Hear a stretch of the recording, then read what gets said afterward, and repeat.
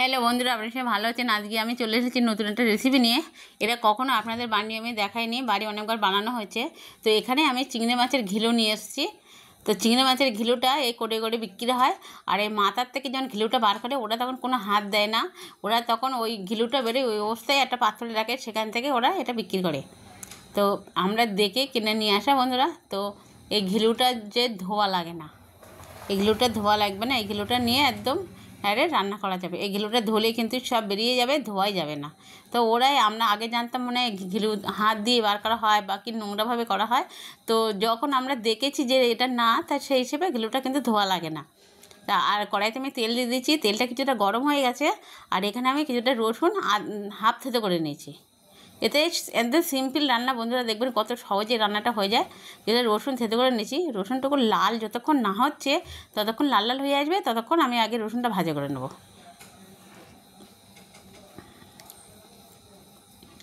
তো আপনারা যারা ঘিলু এখনও চিংড়ি মাছের এখনও খাননি বা ঘৃণা করেন বা মনে মনে মানে ভাবতেই পারেন না যে এই ঘিলুটা কি এইভাবে পাওয়া যায়, তাদের জন্য আমি বলছি এই রান্নাটা করছি। অবশ্যই করে আজকে আপনারা এই আমার রেসিপিটা দেখার পরে অন্তত ঘিলু কিনে একবার রান্না করে বাড়ি খেয়ে দেখবেন যে কতটা ভালো লাগে দেখবেন। আর এবার আমি পেঁয়াজ হাফ একটু থেঁতে করে নেওয়া, একেবারে কুচি নেওয়াটা না, একটু থেঁতে করে নেওয়া, সেটা আমি দিয়ে দিচ্ছি। এতে কিন্তু পেঁয়াজ বাটা দিলে হবে না, রসুন এতে বেটে করে দিলে হবে না, এইভাবে দিলে বেশি খেয়ে ভালো লাগে খেতে। তো আমি পেঁয়াজ যতক্ষণ রসুনটা একটু লাল লাল ভালোভাবে না হয়ে যাচ্ছে ততক্ষণ আমি এটা দেবো না। কাঁচা গন্ধ তো রসুনে চলে গেছে, সেটাও ঠিক আছে, কিন্তু পেঁয়াজের সাথে দিলে রসুনটা ভাজাতে একটু সময় লাগবে, ওই জন্য আগেই ভাজা করে নিলাম। এবার পেঁয়াজগুলোকে আমি দিয়ে দিচ্ছি। পেঁয়াজগুলোকে একেবারে কুচিয়ে দেবো না, একটু থেঁতে করে নেওয়া। আর এখানে আমি কিছুটা লঙ্কা নিয়েছি, অল্প অল্প চিড়ে দিয়েছি। এটা ভীষণ ঝাল ঝাল একটু করে খেলে ভীষণ ভালো লাগে বন্ধুরা। আর দেখবেন কত অল্প সময় এই রান্নাটা আপনার হয়ে যাবে। এ দেখুন আমার লাল লাল করে নেওয়া হয়ে গেছে এইগুলোকে। এবারে আমি ঘিলুগুলোকে ঢেলে দিচ্ছি। দেখবেন কয় মিনিট লাগবে এটা রান্না করতে, একদম বেশি সময় লাগবে না।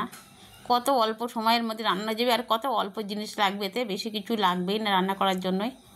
মেন এর হচ্ছে না পেঁয়াজ রসুন, এইগুলো বেশ সুন্দর করে ভাজি করে নিতে হবে। ভাজি করে নেওয়ার পরে তারপরে কিন্তু ঘিলুটা দিতে হবে। আর ঘিলুটা দেওয়ার পরে কিন্তু বারবার একটু নাড়তে হবে, যেন তলায় পুড়ে না যায়, পুড়ে গেলে খাওয়া যাবে না, ভালো লাগবে না। তার জন্য একটু বেশি করে নাড়তে হবে। এবার আমি দিয়ে দিচ্ছি হলুদ, অ্যান্ড এইগুলো এখনও দিতে বাকি আছে, এগুলোকে দিয়ে দিচ্ছি লবণ। লবণটা কিন্তু পরিমাণ মতন দেবেন, যে যেমন অল্প ঘিলুটা সেই পরিমাণে লবণটা দেবেন।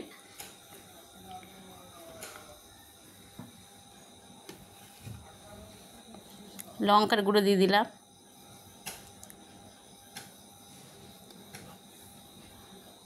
এবার সুন্দর করে ভালো করে নাড়াচাড়া দিয়ে নিচ্ছি। নাড়তে হবে আর একটু থামতে হবে, ওরা দেখবেন ওর মধ্যে কত সুন্দরভাবে হয়ে যাবে। আর যারা ঘিলু খাননি তারা তো অবশ্যই করে একবার হলেও আজকে বানিয়ে দেখবেন। আমার ভিডিওটা দেখার পরে বাড়িতে একবার হলেও বানাবেন, বানিয়ে খেয়ে দেখার পরে তারপরে আমাকে কমেন্টে জানাবেন কেমন লেগেছে আপনাদেরকে। ঘিলুর কালারটা কিন্তু খুব সুন্দর একটা কালার চলে আসে, ভাতটা কিছু লাল লাল হয়ে আসে। দেখুন আমি বানাচ্ছি, বানানোর পরে ঢেলেও আমি দেখাবো তো আপনাদের। আর একটু তেল তেল মতন হলে বেশি একটু ভালো লাগে, একেবারে কম তেল হলে ভালো লাগে না, একটু তেল তেল হবে, তাই ভালো লাগবে খেতে। আর তলায় লেগেও যাবে না, তেল বেশি না হলে কিন্তু তলায় লেগে যেতে পারে।